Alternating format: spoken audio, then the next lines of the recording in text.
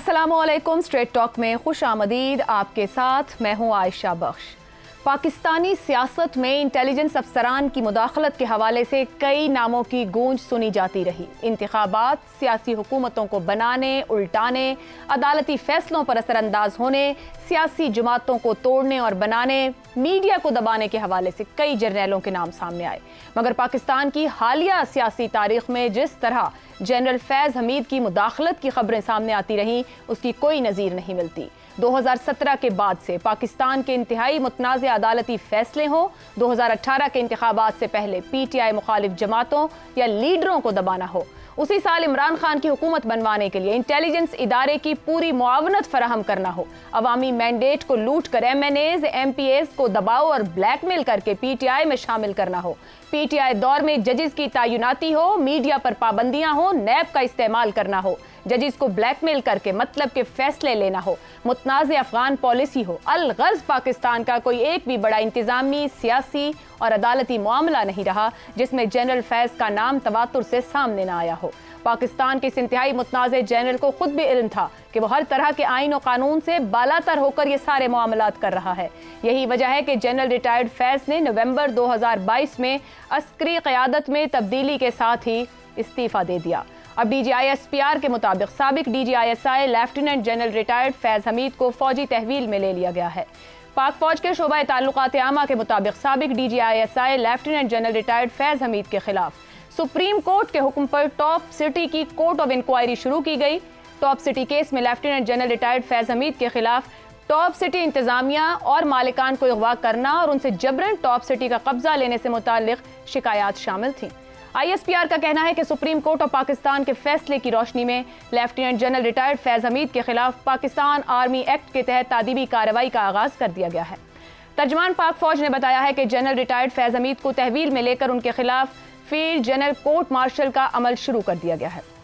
पाकिस्तान में इससे पहले भी कई जर्नैलों के एहतिसाब की कोशिश की गई, मगर इस एहतिसाब के वाज़े असरात सामने नहीं आए।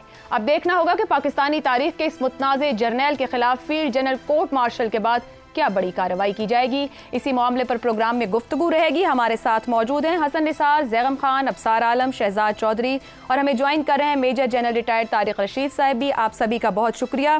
प्रोग्राम में गुफ्तगू का आगाज़ करेंगे हम इसी सवाल के जरिए। फैज़ हमीद का field general court martial, Pakistan के मुतनाज़े तरीन जनरल के खिलाफ कार्रवाई का आगाज़, क्या पाक फौज ने घर से भरपूर सफाई का आगाज़ कर दिया?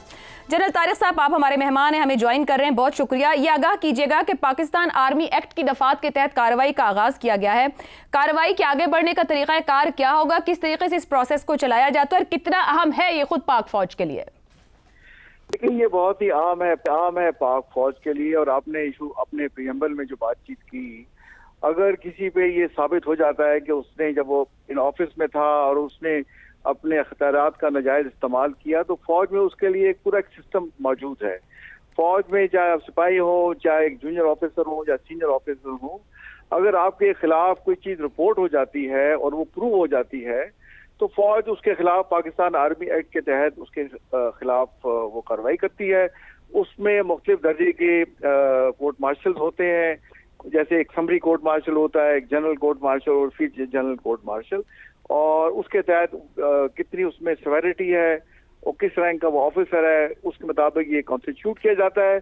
और इसकी कार्रवाई नॉर्मल एक अदालती निज़ाम की तरह जैसे चलती है। उनको सफाई का मौका दिया जाता है, वो अपना जो है वकील सफाई साथ रख सकते हैं, वो उनका केस ट्रीट कर सकता है, और विटनेसेस उनके खिलाफ जो होते हैं वो लाए जाते हैं, उनको क्रॉस एग्जामिन किया जाता है, और फिर आखिर में इनका जो प्रेसिडेंट होता है इन कोर्ट मार्शल्स का, वो फैसला कर देता है। अब वो फैसला करके फिर चीफ ऑफ आर्मी स्टाफ को भेजा जाता है फाइनल अप्रूवल के लिए। उसमें अक्यूज उसको खिलाफ अपील भी कर सकता है, बस फाइनल डिसीजन पे चीफ ऑफ आर्मी स्टाफ देता है कि वो उनकी अपील पे उसको एक्सेप्ट करते हैं या रिजेक्ट कर देते हैं। तो ये एक नटशेल में पूरा प्रोसेस होता है। जनरल साहब, अगर मैं समझना चाहूँ, आपने कहा एक समरी कोर्ट मार्शल, एक जनरल कोर्ट मार्शल, एक फील्ड जनरल कोर्ट मार्शल है, तो इसकी तरतीब क्या है? यानी कि कम सेवेरिटी के साथ क्या है और टॉप सेवेरिटी के साथ क्या है? देखिए, इसमें जैसे समरी कोर्ट मार्शल है, वो एक यूनिट का जो कर्नल साहब होते हैं, लेफ्टिनेंट कर्नल होते हैं, उनको ये इख्तियार दिया गया है पाकिस्तान आर्मी एक्ट में कि वो उसके तहत कार्रवाई कर सकते हैं, और उसमें मैक्सिमम सजा जो होती है वो 1 साल तक उसको रिगरस इम्प्रिजनमेंट या कैद मुशक्कत किसी को भी वो दे सकते हैं जो उनके अंडर कमांड हो। फिर उसके बाद जनरल कोर्ट मार्शल आता है, उसकी अपनी एक पावर्स है, और फिर जनरल कोर्ट मार्शल की हाईएस्ट पावर है। दिस इज द हाईएस्ट जो है पाकिस्तान आर्मी एक्ट के तहत अदालती एक मैकेनिज्म मौजूद है जो कोई भी सजा उसको दे सकता है।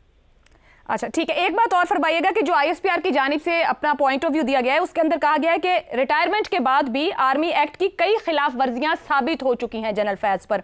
उन्होंने 26 नवंबर को रिटायरमेंट ली थी, अभी 2 साल होने में अभी भी चंद महीने बाकी हैं। तो आर्मी एक्ट के नीचे ये जो उन्होंने बाद में मतलब नहीं रहे, जैसे आप किसी सियासत में हिस्सा नहीं ले सकते, कोई और बहुत से मामलात या कोई गुफ्तगू इस तरह की नहीं कर सकते, वो मुस्तकिल इसके अंदर रहे, तो एक से ज्यादा केसेस को इनिशिएट होंगे, साथ चलेंगे और फिर ये कंक्लूड होगा, या हर केस अलग-अलग उन पे चलकर कंक्लूजन की तरफ जाएगा? देखिए, जो आईएसपीआर ने बताया है उनके खिलाफ जो बताया गया, मेन तो एक जैसे बताया गया टॉप सिटी वाला, जी बिल्कुल, फिर वो उसके साथ साथ और चीजें भी बताई गई, जी बिल्कुल, जैसे जब आप रिटायर हो जाते हैं तो उसके 2 साल तक आप किसी भी किस्म की सियासी सरगर्मियों में या कोई भी चीज है उसमें जिसमें कि स्टेट की कुछ सोवरेनिटी या सिक्योरिटी कॉम्प्रोमाइज उसमें हिस्सा नहीं ले सकते आप। तो उसमें इनके खिलाफ इल्जामात वक्तन फवक्तन मीडिया में आते रहे। जब ये पूरा केस चलेगा इसमें उन्हें सफाई का मौका दिया जाएगा, जो प्रोसिक्यूटर्स होंगे वो इनके खिलाफ सारी चीज सामने लाएंगे और इनको तमाम चीजों का एक एक करके जवाब देना होगा। ठीक हो गया जी, जनरल साहब साथ रहेगा, अगर हमें कोई सवाल आपसे करना हो तो और करेंगे। अफसार साहब मैं आपके पास आऊं, ये कहा जाए कि जिस मामले के ऊपर बहुत बात होती रही, मीडिया में होती रही, ड्राइंग रूम्स में होती रही, हर जगह बहुत गुफ्तगू हुई, और टॉप सिटी का मामला तो बड़े अरसे से तकरीबन सबके सामने दिखाई दे रहा था, नजर आ रहा था, इस पर बहुत कुछ लिखा भी गया। कहा जाए कि ये भरपूर सफाई का आगाज है या सिर्फ इसी एक मामले को कंक्लूड कर दिया जाएगा? मेरी उम्मीद है और दुआ है कि इस यौम आज़ादी पर शायद हम पाकिस्तानी भी हकीकी आज़ादी का मज़ा लेना शुरू कर दें, और ये एक मुस्तकिल अमल होगा जो जारी रहेगा, ना कि सिर्फ वन ऑफ। क्योंकि अगर सिर्फ जनरल फैज़ के ख़िलाफ़ कार्रवाई होती है और दूसरे जो ज़िम्मेदार हैं उनके साथ उनको छोड़ दिया जाता है, तो मेरा नहीं ख्याल कि ये अमल जो है इसका असर बहुत देर तक रह पाएगा। इस बात पर बहरहाल मैं ये बात एक कहना चाहूँगा कि बहुत फ़ौज ने जुर्रत का मुजाहरा किया है। हम मुसलसल कहते रहें, इस प्रोग्राम में भी हम ताने देते रहे हैं कि अपनी मंजी के नीचे जब तक डांग नहीं फेरेंगे इस मुल्क में अदम इस्तेहकाम ख़त्म नहीं होगा। और आप देखेंगे कि कल स्टॉक मार्केट में इसका कोई बेहतर नतीजा भी हमें शायद नज़र आ जाए, और उसकी वजह यह है कि आपने ये प्रेस रिलीज पढ़ी है, प्रेस रिलीज के जो आखिर में जो लिखा हुआ है ना कि रिटायरमेंट के बाद भी जनरल फैज अपने लालच और साजिश से बाज नहीं आए। और वो क्या है साजिशें, क्या उन्होंने ऐसे काम किए हैं जो आर्मी एक्ट की खिलाफ वर्जी थी, इसकी तफसीलात भी कौम को मालूम होनी चाहिए। क्योंकि जो 9 मई का वाकया है और उस पर जो कुछ हुआ है अभी तक किसी को सजा नहीं मिल सकी, उसकी सबसे बड़ी वजह यह है कि लैक ऑफ ट्रांसपेरेंसी है तमाम अमल में। अभी जो कुछ जनरल फैज के बारे में जो भी सबूत मिले हैं और जिसकी बुनियाद पर उसको गिरफ्तार किया गया है, ये इबरत की मिसाल तो है, लेकिन इस पर मेरा नहीं ख्याल हमें कोई खुश होना चाहिए।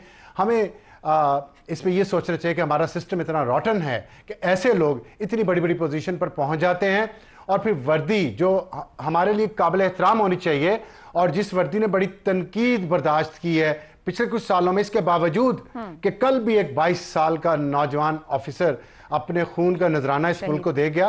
कितने हमने 20-20 साल 19-19 साल के 21-21 साल के नौजवान उन पॉलिसियों की भेंट चढ़ा दिए जो इस तरह के जर्नैल अपने जाती मफाद के लिए, जाती लालच के लिए पूरी फौज का नाम इस्तेमाल करते हैं, उस खाकी वर्दी की हुर्मत का नाम इस्तेमाल करते हैं, लेकिन अपने और अपने भाइयों का ना भरने वाला पेट भर रहे होते हैं। तो मैं समझता हूँ ये अच्छा आगाज है, इसको आगे चलना चाहिए और इसमें से इस कौम की बेहतरी के लिए कुछ निकलना चाहिए, ना कि किसी से कोई जाती इंतकाम हो। दुरुस्त हो गया।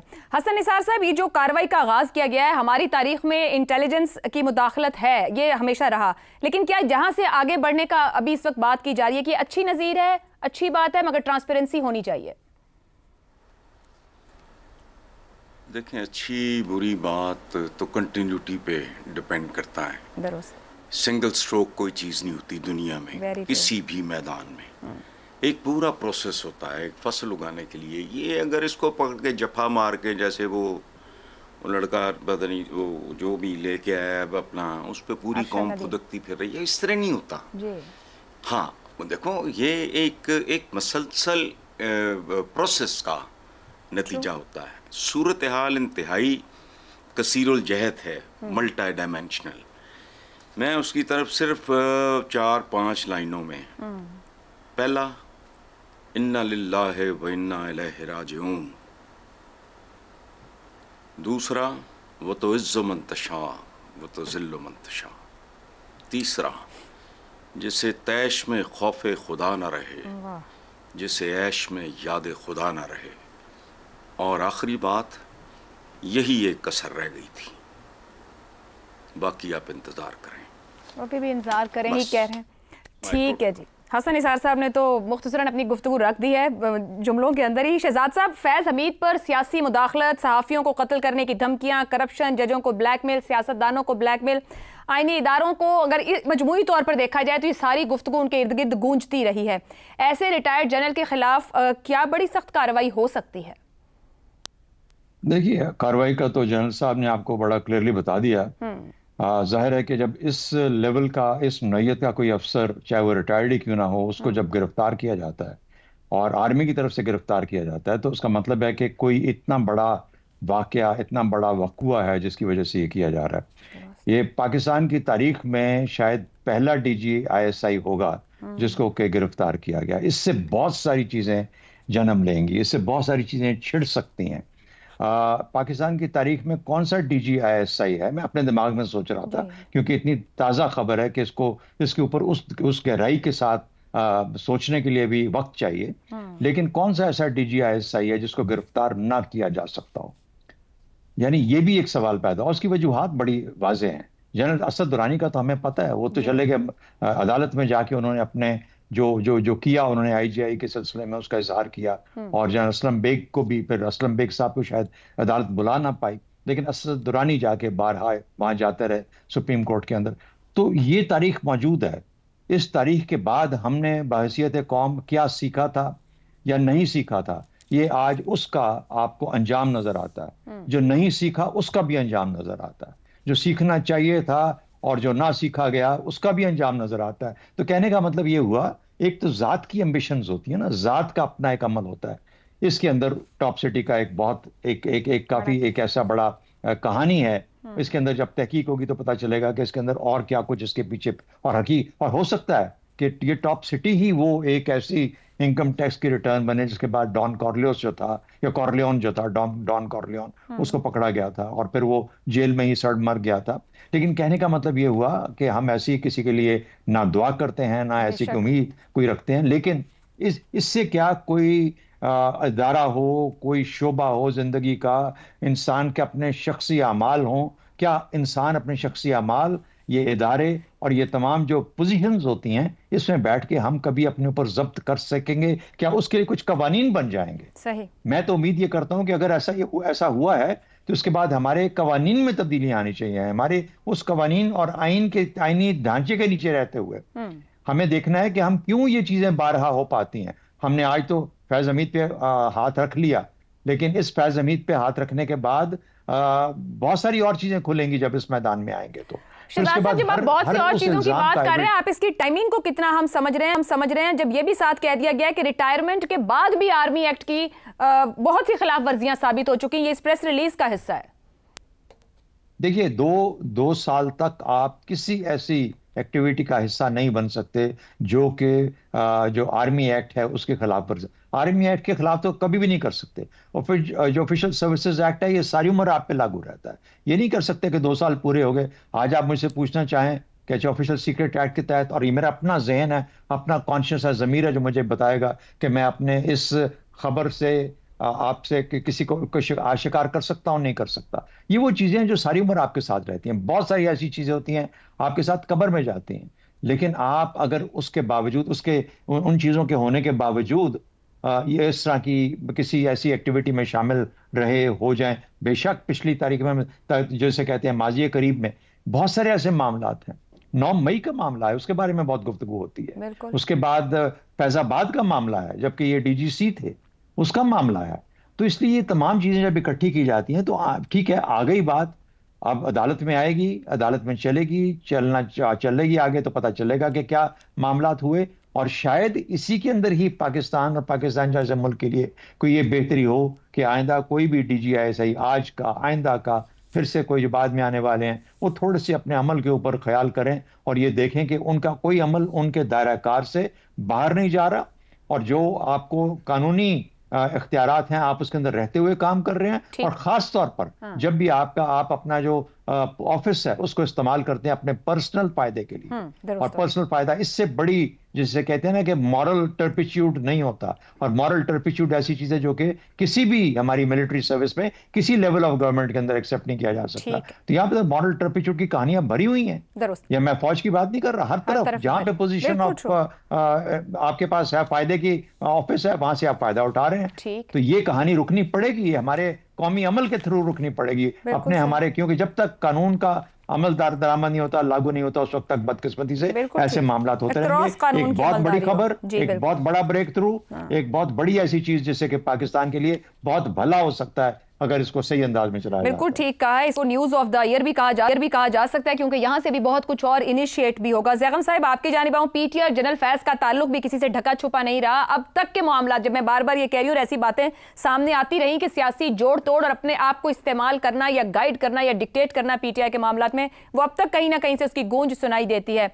क्या जनरल फैज के खिलाफ कार्रवाई करके पाक फौज ने वाज़े इंदिया दे दिया? इस मामले के सियासी असरात कहां तक जा सकते हैं? मेरे ख्याल इसके काफ़ी सियासी रिपरकशंस हो सकते हैं। अभी तक तो जो स्टेटमेंट आई है उसमें इशारा जो दिया गया है वो ये है कि रिटायरमेंट के बाद भी वो कुछ मामलात में मुलव्वस रहे हैं, शामिल रहे हैं, और नवंबर 2022 को वो रिटायर हो गए थे।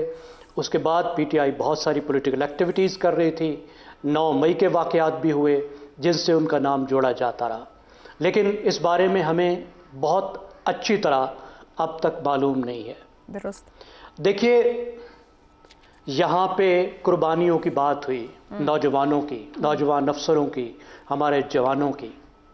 तो मैं एक बात कहना चाहता हूँ कि ये जो फौजी होता है, लड़ने वाला नौजवान होता है, ये सिर्फ मुल्क की खातिर जान नहीं देता, ये अपने लीडर की खातिर भी जान देता है, ये अपने अफसर की खातिर भी जान देता है। क्योंकि जब उसको मालूम होता है कि सामने यकीनी मौत खड़ी है और अफसर उसको हुक्म देता है कि जाओ, तो वो जाता है, क्योंकि अफसर पर वो ट्रस्ट करता है। वो इस बात पे ट्रस्ट करता है कि अफसर का जो हुक्म है, मुल्क की सलामती, मुल्क का मफाद, उसकी जिम्मेदारी उस अफसर के हुक्म के साथ जुड़ी हुई है।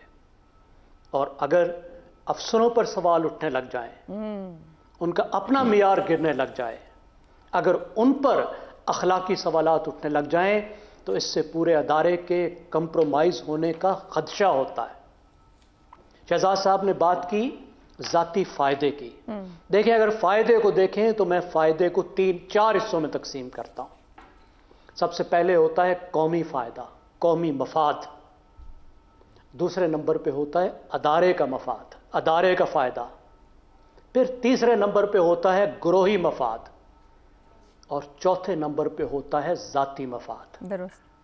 हम इस वक्त जो पाकिस्तान में क्राइसिस देख रहे हैं, हर तरफ उसमें लोग ग्रोही और जाती मफाद पे गिर गए हैं। बिल्कुल ठीक। ये मुल्क कैसे नहीं तबाह हो रहा? इसलिए कि कौमी मफाद की किसी को फिक्र नहीं रही। आप पॉलिटिकल डोमेन में देखें, आपको लगता है कि एक बिरादरी की हुकूमत है पूरे मुल्क में, 50 हवारी हैं जो हुकूमत कर रहे हैं, और एक खानदान है जिसके मफादात सर्व किए जा रहे हैं। फिर आप इदारे में देखिए कि हमें फैज हमीद साहब जैसे लोग नजर आते हैं जो बज़ाहिर, अभी उन पर साबित होनी है ये सब बातें, लेकिन अभी तक जो इतलात हैं कि वो बज़ाहिर अपने ज़ाती मफादात की खातिर इदारे को भी कंप्रोमाइज़ कर रहे थे, मुल्क को भी कंप्रोमाइज़ कर रहे थे। ना ये बात इदारा अफोर्ड कर सकता है, ना ये बात मुल्क अफोर्ड कर सकता है। आप तसव्वुर कर सकते हैं कि आपकी प्रीमियर एजेंसी का एक इंतहाई अहम अफसर DGC, जिनका आम तौर पर मुल्कों में मालूम ही नहीं होता कि कौन है, जिसका नाम नहीं लिया जाता, लोग उस प्रीमियर, अपने मुल्क की प्रीमियर एजेंसी का नाम नहीं लेते, और वो DGC 2017 में क्या करता है? घर में घुस जाता है एक हाउसिंग स्कीम के मालिक की, ठीक, टॉप सिटी की, जी, उस पर कब्जा लेने की कोशिश करता है, उसका सामान चुराता है। ये बंदा बाद में तरक्की करके DGISI भी बन जाता है, वजीर आजम का मोतमिद भी बन जाता है, आर्मी चीफ बनने की भी लाइन में है, बिल्कुल शायद वो आर्मी चीफ बन भी जाता है। शौकत अजीज एक जज है, वो क्या इल्जाम लगाता है, फैजाबाद धरने के बारे में क्या इल्जाम लगते हैं। कितनी एक खौफनाक बात है। अब यहां से वापस मुड़ना होगा, वेरी ट्रू, इससे पलटना होगा। हमारी तमाम अशराफिया को मुल्क की मफादात की तरफ जाना होगा, बिल्कुल ठीक है, जाती मफाद से पीछे हटना होगा, ग्रोही मफाद से पीछे हटना होगा। मैं कहूंगा इदारे का भी जहां पे मफाद कौमी मफाद से टकराता हो तो वहां कौमी मफाद को फोकियत देनी होगी। अब पीछे मुड़ने का वक्त है। दुरुस्त हो गया, बहुत नुकसान हो गया, दुरुस्त हो गया, बहुत नुकसान हो गया। तारिक साहब, मुझे ब्रेक पे जाना है, मगर उससे पहले मैं आपका एक कमेंट चाहूंगी कि यहाँ पे अभी फैजाबाद का भी जिक्र हो गया और फिर 9 मई का भी जिक्र हो गया। फैजाबाद के वक्त तो एक ऑफिसर के तौर पर वो मौजूद थे, लेकिन पोस्ट रिटायरमेंट भी उनके नाम की गूंज बहुत से हलकों में आती रही, बहुत सी जगह पर उनकी डिक्टेशन देने की भी बात आती रही। इदारे की तरफ से आज इस जो कुछ कौम के सामने रखा गया, इसमें क्या पैगाम दिया गया है? देखिए, पैगाम यही दिया गया है कि फौज एक मुनज़्ज़म इदारा है और फौज एक ट्रांसपेरेंट इदारा है। अगर उसके सामने हकायक आ जाएंगे, चाहे वो जनरल हो, चाहे DGISI हो, कोई भी हो, इर्रिस्पेक्टिव, चाहे सिपाही से लेके टॉप मोस्ट अपॉइंटमेंट का आदमी हो, उसके खिलाफ फौज कार्रवाई करेगी, कानून के मुताबिक करेगी, उसे सजा देगी। इसको मैं देखें, इसमें काफी चीजें पॉजिटिव हैं, जैसे मेरे साथ जो कोलीग पैनलिस्ट हैं वो बता रहे हैं, तो इसमें इंशाल्लाह अदारे की भी बेहतरी होगी, मुल्क की भी बेहतरी होगी और हम इवॉल्व होंगे और आइंदे आने वालों के लिए एक लेसन होगा। तो इससे फिर हमें फिलहाल मेरा ख्याल है हमें इंतजार करना चाहिए और जैसे कार्रवाई आगे बढ़ती है उसके मुताबिक हम बात कर सकते हैं। बहुत शुक्रिया तारिक रशीद साहब ज्वाइन करने के लिए। आप एक ब्रेक लेते हैं, गुफ्तगू कंक्लूड करेंगे और बात यहीं तक पहुंची कि कानून की अमलदारी जरूरी है। जल्द या बदेर जालिम को सामने आना होता है और उसका एहतसाब होना भी जरूरी है। ब्रेक से वापस आएंगे तो बात करेंगे किस किस के लिए सीख है और क्या कोई सीख लेने को तैयार होगा इस ब्रेक के बाद। प्रोग्राम में एक बार फिर आपको खुशामदीद कहेंगे। हम बात कर रहे थे फैज़ हमीद के फील्ड जनरल कोर्ट मार्शल को लेकर। इसी मामले पर गुफ्तगू आगे बढ़ाएंगे। मुल्क में एक जानिब सियासी अदम इस्तेहकाम है, दूसरी जानिब आइनी मामलात की तशरीह और उसका बहरान खड़ा है। साथ ही साथ माजी के अहम किरदारों के जो आमाल और मामलात सामने आ रहे हैं, तो क्या इसके अंदर कोई लर्निंग है, कोई सीख है लोगों के लिए? पैनल के सामने सवाल रखेंगे। Faiz Hamid field general court martial, सियासतदानों, इदारों समेत किस किस के लिए सीख? हसन निसार साहब, हर कोई अपने माजी से कहीं ना कहीं सीखता है, अपनी गलती से कहीं ना कहीं सीखता है। हम जहां खड़े हैं, अब हम जश्न आज़ादी भी सर पर है, 14 अगस्त है, 2 दिन बाद हम घूम फिर के दायरों का सफर करते उसी जगह होते हैं। आपको लगता है इस पूरे मामले के बाद गुज़िश्ता चंद साल जैसे गुजरे, क्या सियासतदान, क्या इदारों में काम करने वाले लोग सब सीखेंगे, अपने अपने दायरे में वापस जाकर काम करेंगे? नहीं, आई डोंट थिंक सो। इनके लिए इस काम के लिए जो आप सोच रहे हो, जिन बुनियादी जौहरी और लॉन्ग टर्म मेजर्स की या ज़रूरत है, वो नायाब हैं। वो ना हमारा मिजाज है। और पाकिस्तान के बारे में तो मेरी कंसिडर्ड ओपिनियन है अनफॉर्चुनेटली कि इसका कोई शॉर्टकट है नहीं। अब ये मास्टर प्लान अगर 20 साल का, कोई 15-20 से लेके 25 साल का अगर नहीं होता और उस पर बिल्कुल मज़बन अमल नहीं होता, तो जो मर्जी कर लो। बिट्स एंड पीसेस में नो, इट्स इम्पॉसिबल। ये आप वो हद क्रॉस कर चुके हैं। आप इसको रिवर्स करके देख लें, टॉप टू टो। ये एक बंदे का मसला नहीं है, एक जनरल का मसला नहीं है, 1, 2, 4, 10, 20, 50, 100 सियासतदानों का मसला नहीं है। The entire nation. ये याद रखना।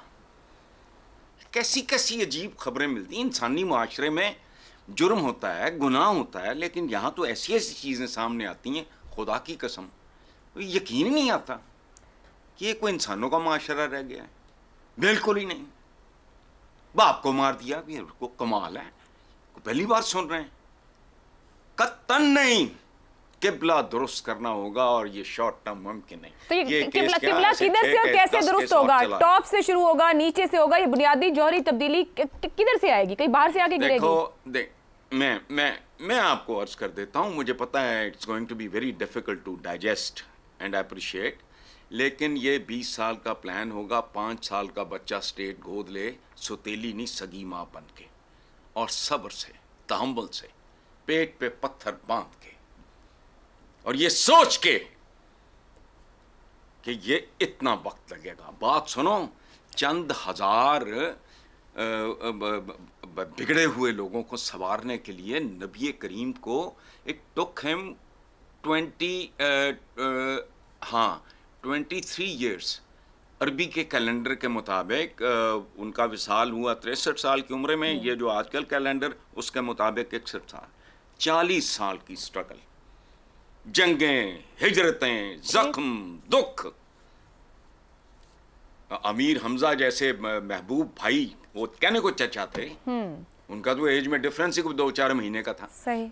तो उस पे उनके जो आंसू हैं, मतलब ये नहीं होता चंद हजार बंदों को रिफॉर्म। आपने इज्जड़ पाला हुआ है 26 करोड़ का, ऐसे करते हैं जैसे इधर डालोगे उधर से निकालोगे, ये नहीं होना। I am sorry. दुरुस्त हो गया जी। ज़ैगम साहब, हसन साहब ने तो आई एम सॉरी कर दिया है। आपके ख्याल में क्या सियासतदान इदारे समेत सब सीखेंगे? किस किस के लिए कोई सीख है कि अपने अपने दायरों में वापस हो जाएं, या फिर माजरत ही समझें हम? क्या अभी भी हमारे पास कोई गुंजाइश रह गई है कि हम ना सीखें? यहां से हम कितना नीचे जाना अफोर्ड कर सकते हैं? कितना नीचे जगह रह गई है? जरा कोई भी इशारिया उठाकर देखें तो सही कि हमसे ऊपर कितने मुल्क हैं और नीचे कितने मुल्क हैं। कितनी देर में और रह गई है? कितने रह गए हैं? कई जगहों पे तो सिर्फ एक नीचे अफगानिस्तान रह गया है। तो मेरा ख्याल है ये टाइम है कि हम एक्सपीरियंशियल लर्निंग से सीखें। देखिए, जब डिक्टेटर आता है तो उसकी कॉन्स्टिट्यूएंसी जो होती है वो अफसरान होते हैं। वो अफसरान के नाज नखरे उठाता है, उन्हें सब कुछ करने की इजाज़त देता है। तो मुशर्रफ के बाद से हमारे महबूब अदारे पर बहुत बुरे असर पड़े हैं। स्कैंडल आते रहे लेकिन कोई हिसाब किताब नहीं होता रहा, ज़्यादा से ज़्यादा ईज आउट किया जाता रहा। तो मेरे ख्याल में इदारे ने जो ये काम शुरू किया है, अकाउंटेबिलिटी की अगर इब्तदा की है, तो ये खुद एक बहुत बड़ी बात है, क्योंकि अभी तक पाकिस्तान की 75 साल तारीख में यही इदारा सबसे मजबूत इदारा रहा है। सियासत पर इसके असरात हैं, मईशत पर इसके असरात हैं, और सिक्योरिटी का काम तो वो करता ही करता है।